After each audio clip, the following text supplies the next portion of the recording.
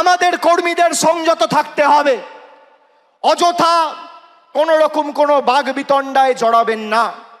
বিজেপিকে ভোট দিয়ে মানুষ জেতায়নি, মানুষ আপনাদের ভোট দিয়ে তৃণমূলকে জিতিয়েছে।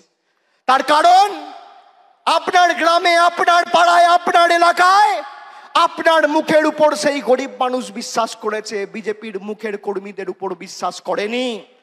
আমাদের সংযত থাকতে হবে।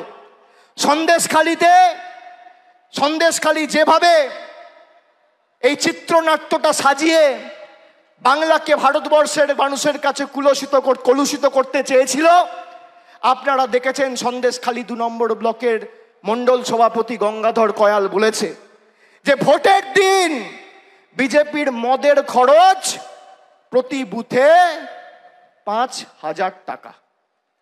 বাংলায় 80,000 বুথ, তাহলে একটা বুথে যদি মদের খরচ 5,000 টাকা হয়, 80,000 বুথে শুধু নির্বাচনের দিন বিজেপি মদ খাওয়ানোর জন্য খরচ করেছে 40 কোটি টাকা।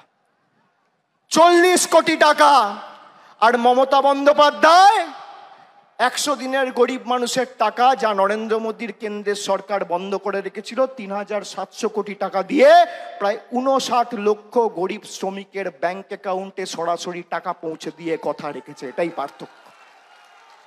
আমরা গরিব মানুষের বাড়িতে ভাত তুলে দেওয়ার জন্য তাদের পাশে দাঁড়াই, আর বিজেপি দাঙ্গা করে, সাম্প্রদায়িক বিভাজন করে মানুষকে মদ খাওয়ানোর জন্য 40 কোটি টাকা খরচা করে। আপনারা ভাবছেন 40 কোটি টাকার মদ কে খাবে?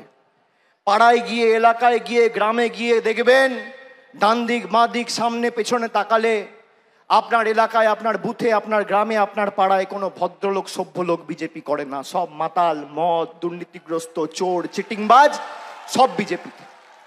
সেই কারণেই তো মানুষ এদের বর্জন করেছে। আর জনগণের গর্জন কি?